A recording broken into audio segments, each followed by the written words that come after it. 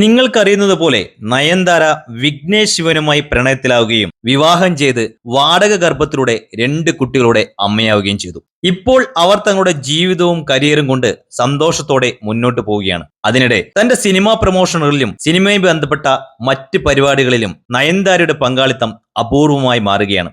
അതിന്റെ പൂർണ്ണ ഉത്തരവാദി സിംബുവാണെന്നാണ് മാധ്യമപ്രവർത്തകൻ ബിസ്മി അവകാശപ്പെടുന്നത്. 10 വർഷത്തിലേറെയായി നയൻതാര കോളിവുഡിലെ മുൻനിര നായികയായി വാഴുന്നു. തുടക്കത്തിൽ തമിഴ് തെലുങ്ക് സിനിമകളിൽ മാത്രം ശ്രദ്ധ കേന്ദ്രീകരിച്ച നയൻതാരയ്ക്ക് 2 പ്രണയപരാജയങ്ങളും ഉണ്ടായി. വല്ലവൻ അഭിനയിക്കുന്നതിനിടെ ചില കാരണങ്ങളാൽ ചിമ്പുവുമായുള്ള പ്രണയം വേർപിരിഞ്ഞു. അതിനുശേഷം വില്ലി എന്ന സിനിമയിൽ അഭിനയിച്ചപ്പോൾ പ്രഭുദേവയുമായി പ്രണയത്തിലായി. ആ സ്നേഹത്തിന് വേണ്ടി ക്രിസ്തുമതത്തിൽ നിന്ന് ഹിന്ദുമതം സ്വീകരിച്ചു. എന്നാൽ ആ പ്രണയവും പാതി വഴിയിൽ തകർന്നു. അതിനുശേഷം സിനിമയിൽ നിന്ന് കുറച്ചു കാലം ഇടവേളയെടുത്ത് വീണ്ടും അഭിനയിക്കാൻ തുടങ്ങി. വിഘ്നേഷ് ശിവനും നയൻതാരയും പ്രണയത്തിലാകാൻ തുടങ്ങിയത് നാണം റൌഡിദ എന്ന സിനിമയിൽ അഭിനയിച്ചുകൊണ്ടിരിക്കുമ്പോഴാണ്.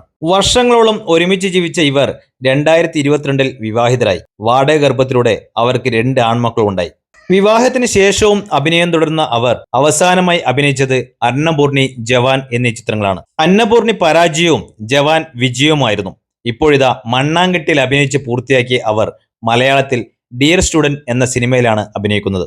അതേസമയം നയൻതാര സ്വന്തമായി ഒരു തീരുമാനമെടുത്തിട്ടുണ്ട്. അതായത് തന്റെ സിനിമാ പ്രൊമോഷനിലോ മറ്റ് സിനിമാ പരിപാടികളിലോ നയൻ പലപ്പോഴും പങ്കെടുക്കാറില്ല. ഇതിന്റെ കാരണമായി മാധ്യമപ്രവർത്തകൻ ബിസ്മി പറയുന്നത്, ഒരിക്കൽ നയൻതാര ഒരു അവാർഡ് ചടങ്ങിന് പോയിരുന്നു. അവർക്കായി ഇരിക്കാൻ വേണ്ടി ഒരു സോഫ ഒരുക്കിയിരുന്നു. തുടർന്ന് അപ്രതീക്ഷിതമായി അവരുടെ മുൻ കാമുകൻ സിംബു നയന്റെ അടുത്ത് പോയിരുന്നു. അത് അവർക്ക് വലിയ ഷോക്കായി. പിന്നെ സംഘാടകർക്ക് മെസ്സേജ് അയച്ച് വേറെ എവിടെയോ പോയിരുന്നു. താൻ പലപ്പോഴും പരിപാടികളിൽ പങ്കെടുക്കാറില്ല, കാരണം ഇത്തരം പരിപാടികളിൽ പങ്കെടുത്താൽ തനിക്ക് നാണക്കേടുണ്ടാകുന്നുവെന്ന് നയൻ പറഞ്ഞിരുന്നു. ഇതുകൊണ്ടാണ് സിനിമാ പ്രൊമോഷനിലും മറ്റു പരിപാടികളിലും നയൻതാര പങ്കെടുക്കാത്തതിന്റെ കാരണമായി മാധ്യമപ്രവർത്തകൻ ബിസ്മി പറയുന്നത്.